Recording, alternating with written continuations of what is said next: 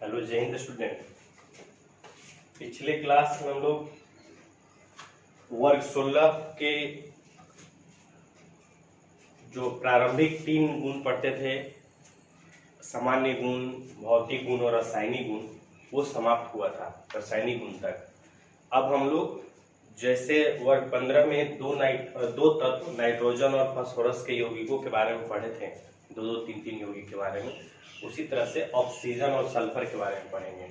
तो पहला आप हेडिंग दिए थे कि ऑक्सीजन के डाइऑक्सीजन के बारे में नहीं बनाने का विधि पहले लिखना है। पहला हेडिंग दिए थे आप, ऐसे हेडिंग तो दिए थे कि वर्ग 16 के तत्वों के कुछ प्रमुख यौगिकों का अध्ययन या प्रमुख यौगिक, उसमें पहला आपको दिलवाया था हेडिंग डाइऑक्सीजन O2। नीचे बनाने का विधि लिख करके पहला लिखना है। पहला बनाने का विधि में पहला लिखिएगा डाइऑक्सीजन प्रयोगशाला में ऑक्सीजन युक्त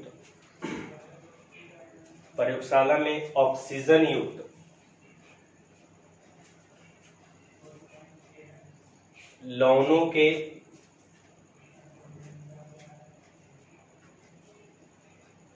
तापीय अपघटन से प्राप्त होता है। तापीय अपघटन से प्राप्त होता है। देखिए, जैसे प्रयोगशाला में जब डाइऑक्सीजन O2 प्राप्त करना होता है तो जो ऑक्सीजन युक्त लवण है, जैसे पोटेशियम नाइट्रेट है ना, पोटेशियम नाइट्रेट KNO3, इसमें ऑक्सीजन परमाणु है, ऑक्सीजन युक्त ये लवण है। पोटेशियम क्लोरेट है ये, तो क्लोरेट, नाइट्रेट, नाइट्राइट, ये सब ऑक्सीजन युक्त लवणों को जब गर्म करते हैं तो प्राप्त होता है डाइऑक्सीजन। ये प्राप्त करने का विधि है। जैसे मान लीजिए KClO3 है, KClO3 पोटेशियम क्लोरेट, इसको जब तापीय अपघटन करते हैं, मतलब गर्म करते हैं, तापीय अपघटन मतलब गर्म करके अपघटित करना, तो ये KCl+O2 में परिवर्तित होता है। बहुत ही इंपॉर्टेंट और पॉपुलर रिएक्शन है, आप 10 क्लासेस को जानते होंगे। बैलेंस कर लेना है।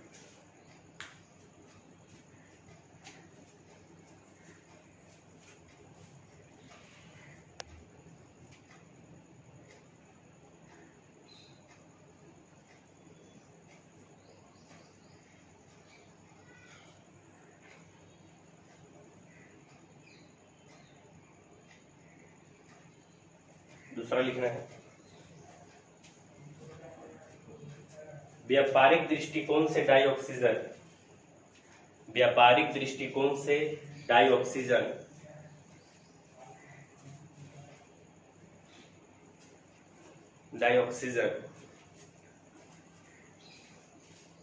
जल या वायु से प्राप्त होता है। जल का वैद्युत अपघटन कर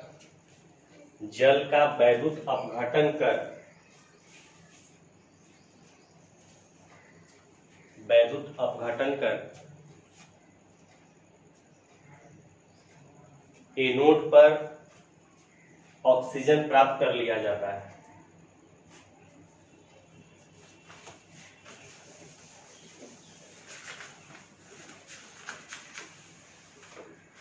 व्यापक स्तर मतलब व्यापारिक विधि इसी को बोलते हैं। व्यापारिक विधि का मतलब होता है कि पदार्थ को जब व्यापारिक दृष्टिकोण से, मतलब बेचने खरीदने के व्यू से यदि उत्पादन किया जाए तो बड़े पैमाने पर न होगा, फिर बहुत बड़े पैमाने पर बड़ी मात्रा में उसका उत्पादन होगा। तो इसी बड़ी मात्रा के उत्पादन को विधि को व्यापक स्तर या व्यापारिक विधि कहते हैं।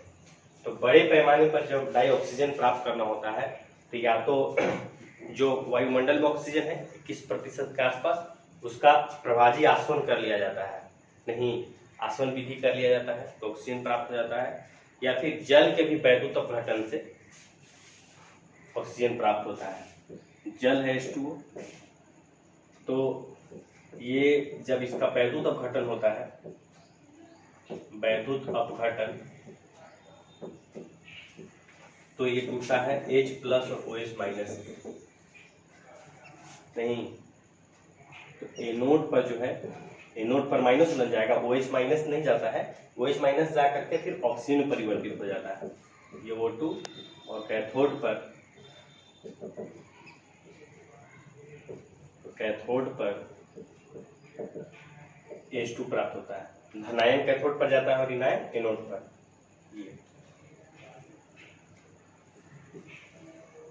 व्यापक स्तर पर रासायनिक विधि है, आसवन वाला इसलिए नहीं है कि वो भौतिक विधि न हो जाएगा, भौतिक विधि द्वारा उसको प्राप्त किया जाता है ऑक्सीजन को वायु से, जल से इसे वैद्युत अपघटन करा करके।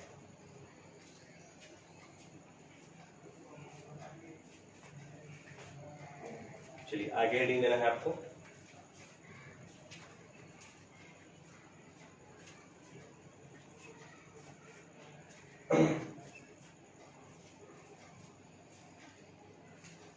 डाई ऑक्सीजन के भौतिक गुण, डाई ऑक्सीजन के भौतिक गुण।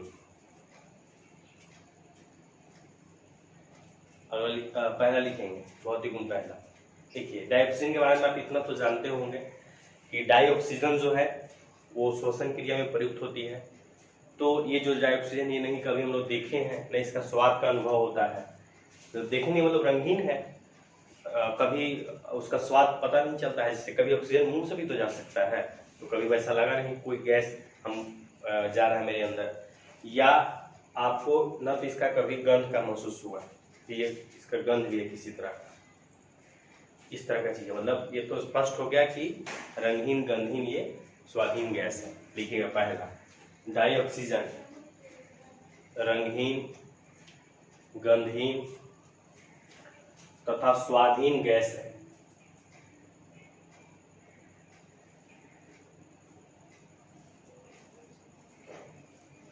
अगला लिखेंगे, इसकी जल में विलेयता अत्यंत कम, इसकी जल में विलेयता अत्यंत कम, 3.08 सेंटीमीटर क्यूब, 3.08 सेंटीमीटर क्यूब होता है एक बार कॉमन, जो जैसे एक मिनट कैसे लिखें,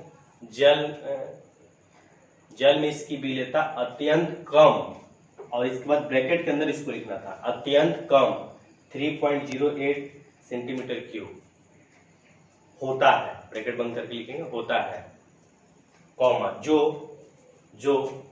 जलीय जीवों के लिए पर्याप्त होते हैं, जो जलीय जीवों के लिए पर्याप्त होते हैं।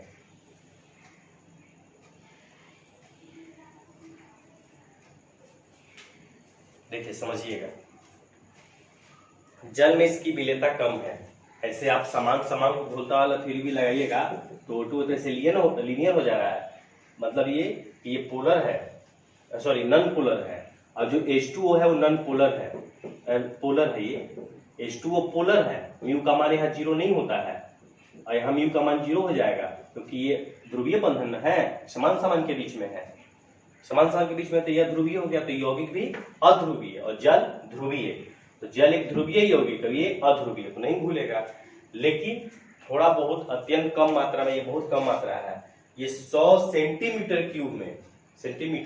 क्यूब में मात्र ये 3 सेंटीमीटर क्यूब पाया जाता है, और ये बहुत कम मात्रा है।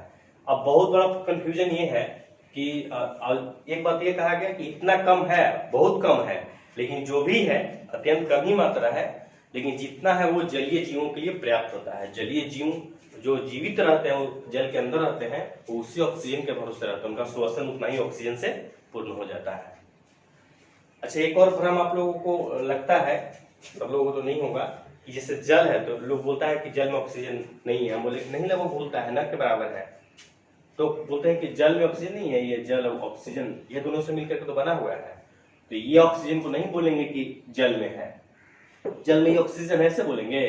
अरे ये H2O कंपाउंड है, तो जल में ये दोनों का गुण तो विलुप्त हो गया, रासायनिक अभिक्रिया होकर के ना बना है, मतलब यौगिक बना है, और यौगिक का गुण है वो अवयवी तत्वों से भिन्न होता है, तो जल में न तो हाइड्रोजन का गुण रहता है और नहीं ऑक्सीजन का, इसलिए ऐसा नहीं समझेंगे कि ऑक्सीजन तो बहुत रहता है, ऑक्सीजन इतना रहता है 1:8 नहीं बोलते हम लोग कि 8 भाग ऑक्सीजन ही रहता है, ऐसा नहीं है। आप ही नहीं समझिएगा कि जितना जल है उसमें उतना ऑक्सीजन है, ऐसे नहीं। उतना ये बताता है कि इतना ऑक्सीजन से मिलकर के बना हुआ है, इसका मतलब ये नहीं कि वहां ऑक्सीजन प्रेजेंट है।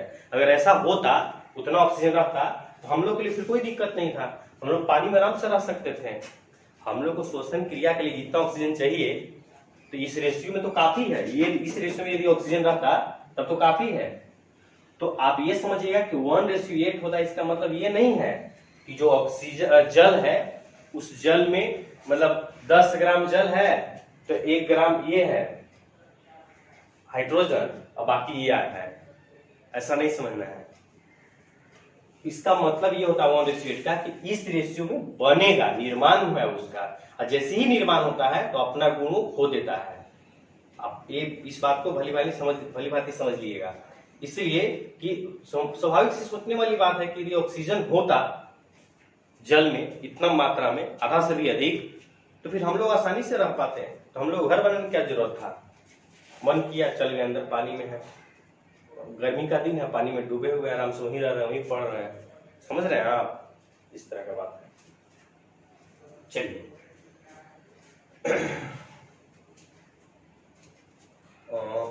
आगे,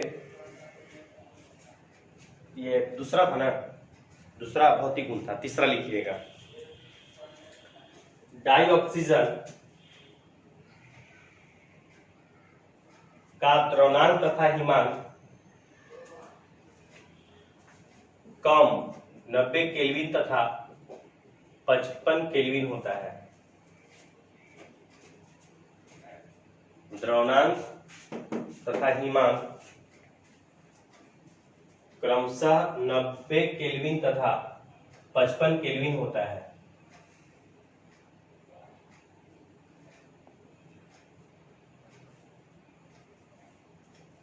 अगला लिखेंगे,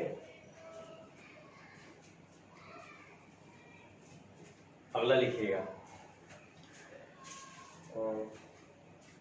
डाइऑक्सीजन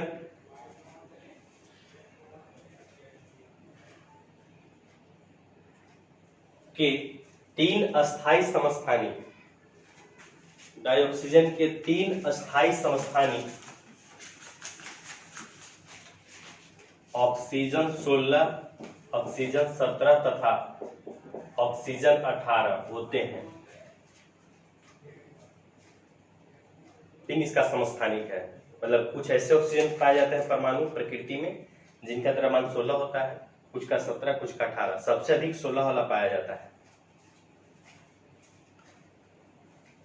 समस्थानिक में भी आप समझ लीजिएगा कि आप प्रश्न ये है कि कोई पूछता है कि ऑक्सीजन का द्रव्यमान कितना है, तो बोलते हैं 16।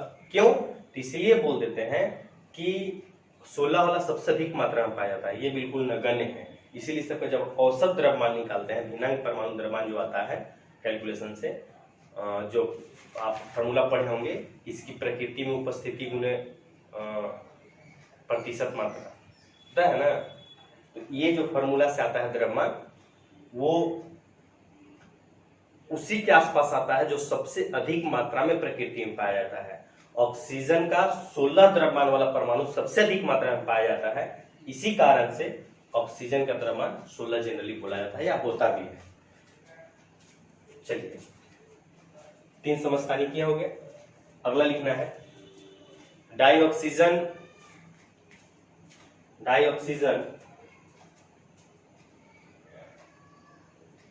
में इलेक्ट्रॉनों की सम संख्या होने के बावजूद भी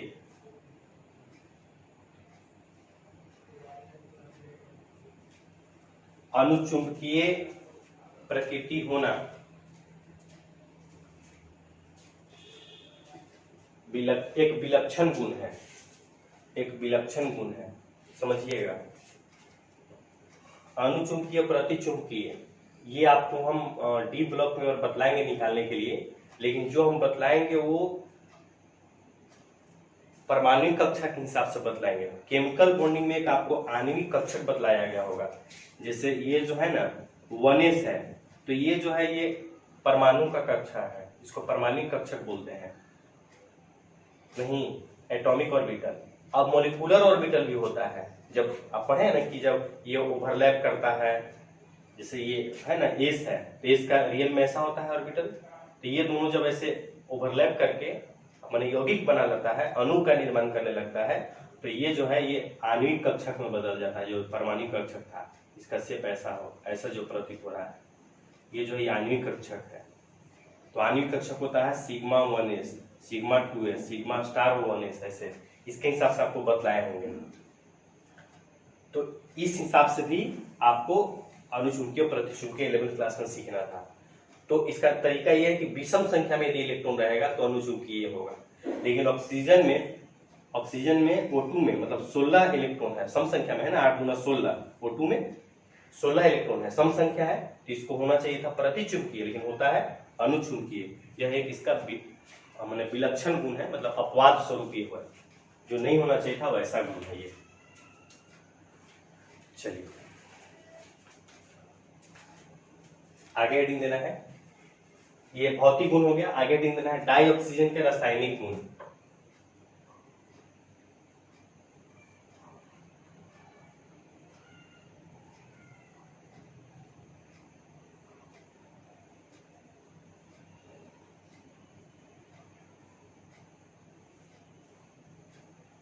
लिखिएगा रासायनिक गुण। पहला धातुओं से अभिक्रिया, पहला धातुओं से अभिक्रिया, लिखिए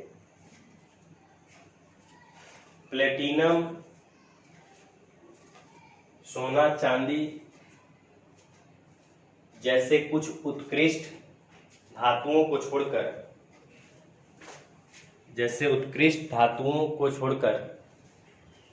शेष सभी धातुओं से ऑक्सीजन सीधे अभिक्रिया कर उन्हें ऑक्साइड में परिवर्तित कर देता है, जो अत्यंत कम क्रियाशील धातुएं हैं, प्लेटिनम वगैरह, उत्कृष्ट कहा जाता है, जो अभिक्रिया आसानी से नहीं करते हैं। उत्कृष्ट का अर्थ होता है मुश्किल, जो मुश्किल से अभिक्रिया करे, आसानी से अभिक्रिया ना करे, उसको उत्कृष्ट बोलते हैं। तो कहा गया कि प्लेटिनम, सोना, चांदी जैसे कुछ धातु जो उत्कृष्ट है, जो आसानी से अभिक्रिया नहीं करते हैं, उनको छोड़ करके बाकी किसी भी धातु के साथ ऑक्सीजन सीधे अभिक्रिया करता है और उनके ऑक्साइड में उसको परिवर्तित कर देता है, धातु के ऑक्साइड में। प्रोडक्ट बिल्कुल लिखाएगा आपको मूलक के आधार पर। जो धातु रहेगा ऑक्सीजन ऑक्साइड के रूप में, मतलब O2 माइनस आपको समझना होगा, और धातु का जो भी संयोजकता होगा उसको। जैसे एग्जाम्पल है, कैल्शियम से अभिक्रिया करेगा, नहीं ऑक्सीजन अभिक्रिया करेगा, कैल्शियम ऑक्साइड बनेगा CaO। कैसे बना calcium oxide, Ca2 plus oxide O2 minus, ये दो कैंसिल हो जाएगा ना, Ca2O2 आएगा, फिर दो कैंसिल हो जाएगा, CO बचेगा। एल्युमिनियम के साथ अभिक्रिया करेगा, एल्युमिनियम का संयोजकता 3, Al2 और O3 यहाँ जाएगा, एल्युमिनियम Al3 प्लस और ऑक्साइड O2 माइनस, ये वाला 3 यहाँ है, ये वाला 2 यहाँ, सीधे ऐसे अभिक्रिया करता है। दूसरा लिखना है अधातुओं से अभिक्रिया, अधातुओं से अभिक्रिया।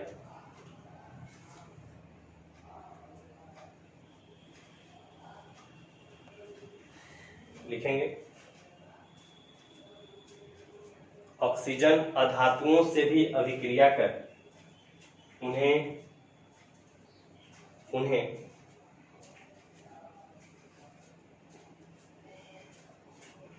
अधात्विक ऑक्साइड में परिवर्तित कर देता है।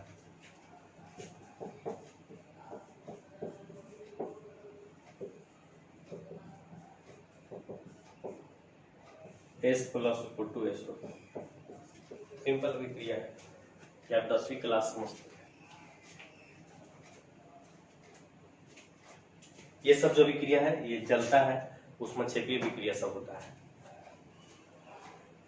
हालांकि शुरुआत में ऊर्जा की आवश्यकता होती है अच्छा खासा, मतलब जब अभिक्रिया हो मतलब थोड़ा उच्च ताप पर होना चाहिए, इसीलिए आप ये बात थोड़ा अलग से समझ लीजिएगा। हम बोले कि ऊष्मक्षेपी है, इसका मतलब ये नहीं कि इसको ऊर्जा की आवश्यकता नहीं होगी। एक बात समझिएगा, यदि कोई ऐसा नहीं है, हर एक अभिक्रिया के लिए कोई निश्चित ताप होता है। यदि कोई अभिक्रिया आप कमरे के ताप पर देख ले रहे हैं, तो इसका मतलब ये नहीं है उसको ताप की जरूरत नहीं है या ऊर्जा की जरूरत नहीं है। कमरे के ताप पर भी 25 डिग्री सेल्सियस है ना, 298 केल्विन, इतना ऊर्जा तो उसको प्रोवाइड हो रहा है। यदि उसको हम 200 केल्विन पर कराने का प्रयास करेंगे तो जरूर नहीं कि हो जाए, या जो 200 केल्विन पर हो रहा है उसको 100 केल्विन पर कराएंगे तो फिर नहीं होगा। तो हर एक के लिए ऊर्जा निश्चित होता है, ऐसा नहीं है कि जिसको गर्म नहीं कर रहा उसको ऊर्जा नहीं देना पड़ रहा है। गर्म नहीं कर रहा लेकिन टेम्परेचर कुछ तो है ना जहां हो रहा है वहां, तो उससे ऊर्जा उसको मिल रहा है। तो हम ये कहते हैं कि ये सब ऊष्मक्षेपीय विक्रिया होता है, ऊष्मा उत्सर्जित होता है, फिर भी इन अभिक्रियाओं के लिए ऊर्जा की एक निश्चित मात्रा चाहिए और थोड़ा अधिक चाहिए ऑक्सीजन में। क्यों? क्योंकि ऑक्सीजन पहले बंधन टूटता है, O2 है, ये डबल पर द्विबंधन है, तो बंधन की प्रबलता अधिक हो गई, इसको तोड़ने के लिए थोड़ा अधिक ऊर्जा की आवश्यकता होती है। तो शुरुआत में ऊर्जा चाहिए, फिर विक्रिया होने लगेगा तो ऊष्मक्षेपी हो जाता है।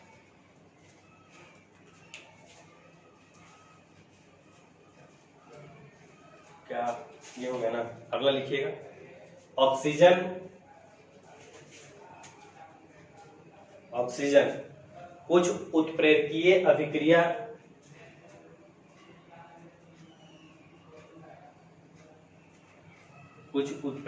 अभिक्रिया भी करता है, अर्थात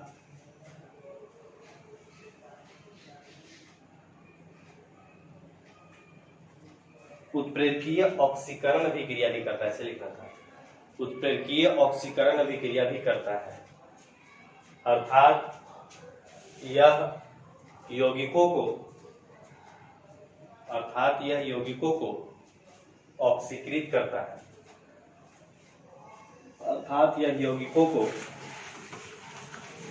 ऑक्सीकृत करता है।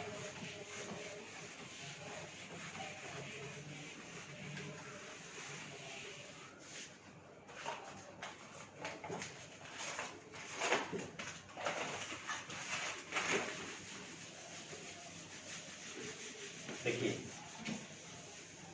ऑक्सीकरण अभिक्रिया तो समझते हैं ना, ऑक्सीजन से अभिक्रिया को ऑक्सीकरण अभिक्रिया हम लोग कहते हैं।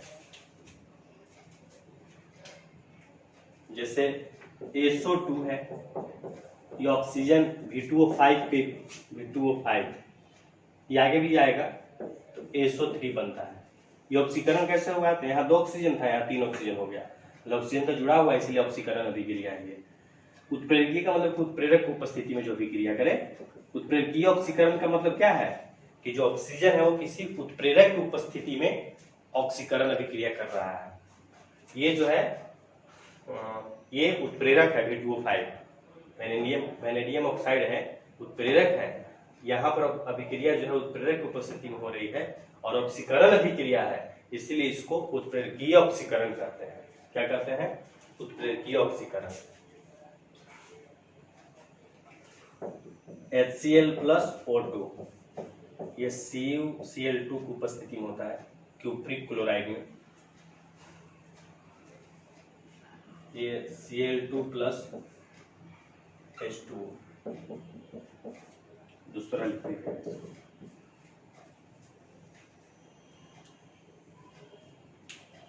आगे हेडिंग देना है रासायनिक गुण हो गया। आगे हेडिंग देना है डाई ऑक्सीजन के उपयोग।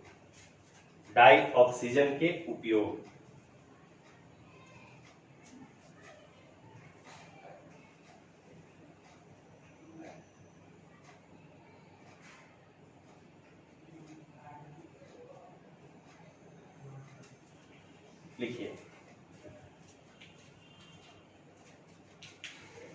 पहला लिखिएगा, पहला तो आप समझ ही रहे हैं, श्वसन में। लिखिए पहला, जीवों के श्वसन क्रिया में डाई ऑक्सीजन का उपयोग होता है। दूसरा लिखेंगे, दहन क्रिया में दहन के पोषक के रूप में डाई ऑक्सीजन का उपयोग होता है।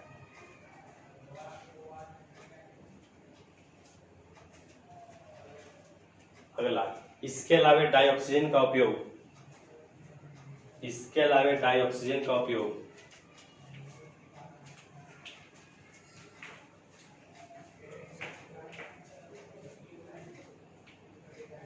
इसके अलावा डाइऑक्सीजन का उपयोग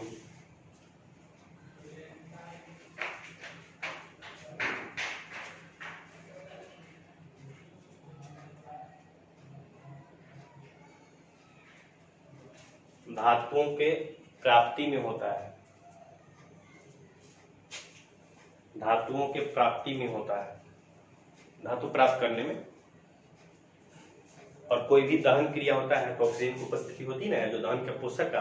हालांकि इसके अलावा और भी दहन के पोषक के, ऑक्सीजन के अलावा और भी क्लोरीन, नाइट्रोजन भी उसके जगह कार्य करते हैं दहन के पोषक के, लेकिन ऑक्सीजन का उपयोग वहां मुख्यतः होता है। और एक और लिखेंगे, डाइऑक्सीजन का उपयोग रॉकेट ईंधन के रूप में विस्मयकारी दाब उत्पन्न करने में किया जाता है। वो आगे बढ़ाने के लिए, जैसे दो तरह का उसमें होता है, एक तो ऊपर मेंटेन रखने के लिए प्रेशर लगता रहता है, ऊपर रहे वो, और फिर एक आगे ऐसे। तो आगे वाला जो होता है वहां ईंधन जो जलता है रॉकेट में, वो होता है हाइड्रोजन, ये ऐसे H2O2 ईंधन बोलते हैं उसको। तो यहाँ पर ऑक्सीजन का उपयोग किया जाता है। कम प्रदूषण वगैरह होता है इससे, बहुत मतलब अच्छा एफिशिएंसी वाला ईंधन है, तो कम प्रदूषण है, इस तरह का चीज, ज्यादा एनर्जी देता है, इसलिए इसका उपयोग वहां किया जाता है। चलिए, ऑक्सीजन का उपयोग हो गया। आगे हेडिंग देना है आपको ऑक्सीजन, डाइऑक्सीजन हम लोग कंप्लीटली पढ़ लिए नहीं। अब आगे हेडिंग देना है सामान्य ऑक्साइड। पहला ये था डाइऑक्सीजन, दूसरा सामान्य ऑक्साइड।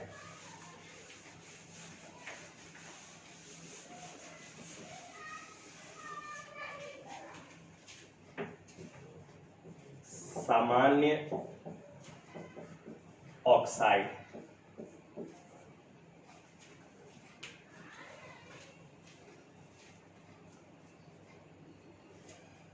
देखिए ऑक्सीजन के और भी बहुत सारे ऑक्साइड हैं। सामान्य ऑक्साइड मतलब धातु के ऑक्साइड, अधातु के ऑक्साइड, ढेर सारे ऑक्साइड हैं। तो इसमें हम लोग एक नया बात सीखेंगे।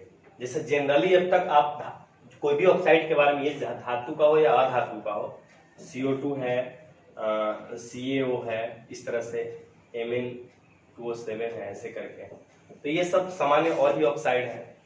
तो ऑक्साइडों को हम लोग यहाँ अम्लीय और क्षारीय गुण के बारे में जानेंगे। तो आपका प्रश्न ये होगा कि ये तो पहले से जानते हैं कि धातु का ऑक्साइड है वो क्षारीय होता है, कुछ उभयधर्मी होता है, और अधातु का अम्लीय होता है। लेकिन नहीं, यहाँ सब में अलग अलग बात पढ़ेंगे। आप ये नहीं जानते, कुछ धातु ऐसे भी हैं जिनका ऑक्साइड अम्लीय होता है, कुछ ऐसे भी हैं जिनका ऑक्साइड अम्लीय होता है। कौन? धातु।